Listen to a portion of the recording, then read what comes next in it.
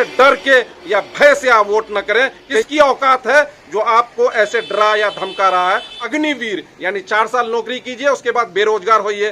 किशनगंज लोकसभा के संदर्भ में 12 कैंडिडेट में से 3 मुख्य कैंडिडेट हैं। जनाब अख्तरुल इमान साहब AIMIM से हैं, मास्टर मुजाहिद साहब JDU BJP से हैं और कांग्रेस के डॉक्टर जावेद आजाद जो महागठबंधन राजद से हैं। तो वोट करें, चोट करें और सच्चाई के लिए वोट करें। देश में दंगा फसाद के लिए वोट न करें, हिंदू मुस्लिम लड़ाई के लिए वोट न करें। जो फूट डालो और शासन कर रहे हैं उनके लिए वोट न करें, नहीं तो आप अपने आप को कल दोषी कहिएगा, उसके लिए जिम्मेदार आप खुद होंगे। लोकसभा चुनाव 2024 के दूसरे चरण के मतदान के लिए प्रचार प्रसार बंद हो चुका है और मतदातागण यानी आपने फैसला ले लिया है कि किसे वोट करना है और यकीनन आप उस लायक हैं और उसने समझदार हैं और इस महान लोकतंत्र के महापर्व यानी चुनाव के लिए आप तैयार हैं।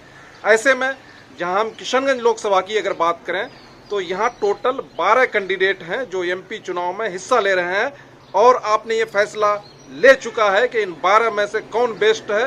यकीनन आपका ये फैसला पूरे देश की राजनीति घटनाक्रम पर असर करेगा, क्योंकि आप एक MP चुनने जा रहे हैं, मेंबर ऑफ पार्लियामेंट चुनने जा रहे हैं, कोई मुखिया मेंबर या सरपंच का चुनाव नहीं कर रहे हैं।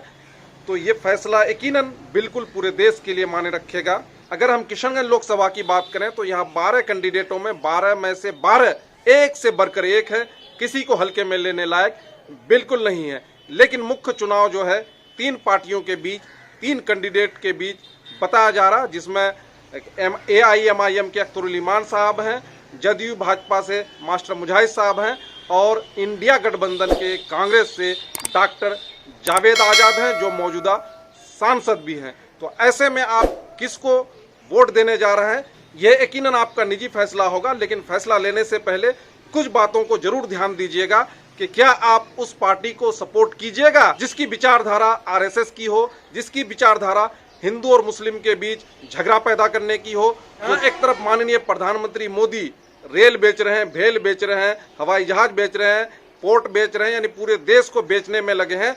वहीं दूसरी तरफ उन्होंने ED, इलेक्शन कमीशन और CBI जितने सरकारी तंत्र हैं उनको खरीदा है और यकीनन सबसे पहले उन्होंने मीडिया को खरीदा, जो हमारे देश की मीडिया सबसे घटिया मीडिया है, जिसे आप गोदी मीडिया के नाम से जानते हैं।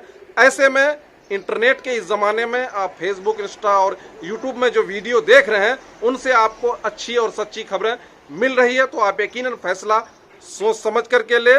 क्या आप तफरका पैदा करने वाली पार्टी को वोट देना चाहते हैं या भारतीय संविधान को जिताने के लिए वोट देना चाहते हैं, भारतीय संविधान की सुरक्षा के लिए वोट देना चाहते हैं? तो इन फैसलों को लेने से पहले और वोट देने से पहले यकीनन ये चीज़ दिमाग में बैठा लें कि आप वोट किसको दे रहे हैं, क्योंकि आपका एक वोट बहुत ही कीमती है।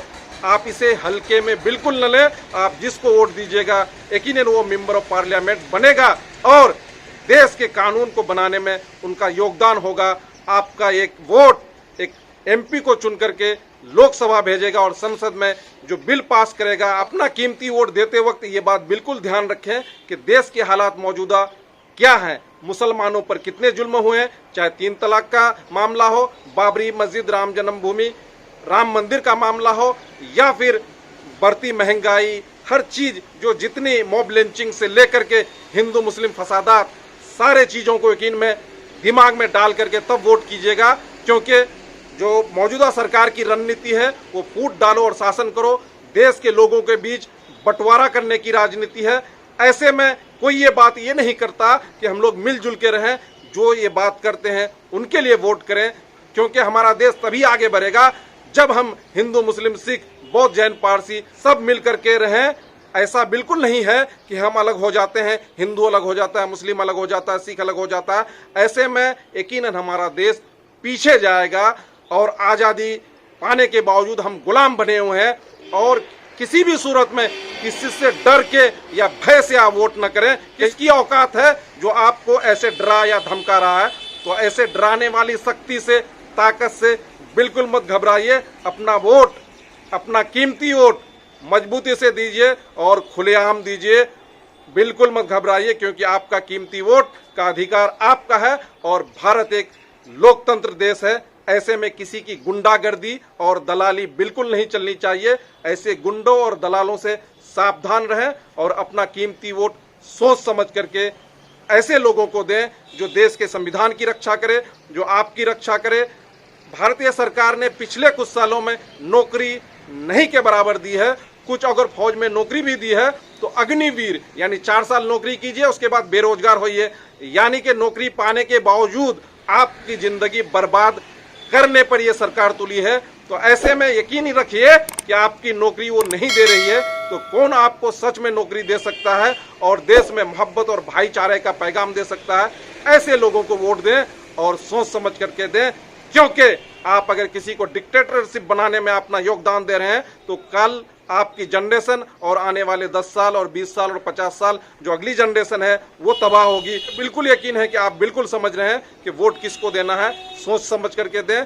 किशनगंज लोकसभा के संदर्भ में 12 कैंडिडेट में से 3 मुख्य कैंडिडेट हैं, इनमें से जो आपको बेहतर लगे उन्हें वोट करें, लेकिन सोच समझ करके वोट करें। जनाब अख्तर उल ईमान साहब AIMIM से हैं, मास्टर मुजाहिद साहब JDU BJP से हैं और कांग्रेस के डॉक्टर जावेद आजाद जो महागठबंधन राजद से हैं। तो ऐसे में जो आपको बेहतर लगे उनको वोट करें, सोच समझ कर करके। जय हिंद दोस्तों, आप देख रहे थे फौजी ब्लॉग। आपको ये वीडियो कैसा लगा अपनी प्रतिक्रिया कमेंट में दें और अच्छा लगे तो शेयर करें, लोगों तक बताएं और वोट करें, चोट करें और सच्चाई के लिए वोट करें। देश में दंगा फसाद के लिए वोट न करें, हिंदू मुस्लिम लड़ाई के लिए वोट न करें, जो फूट डालो और शासन कर रहे हैं उनके लिए वोट न करें, नहीं तो आप अपने आप को कल दोषी कहिएगा, उसके लिए जिम्मेदार आप खुद होंगे। बहुत बहुत शुक्रिया। जय हिंद, जय भारत, जय भारत, जय भारत।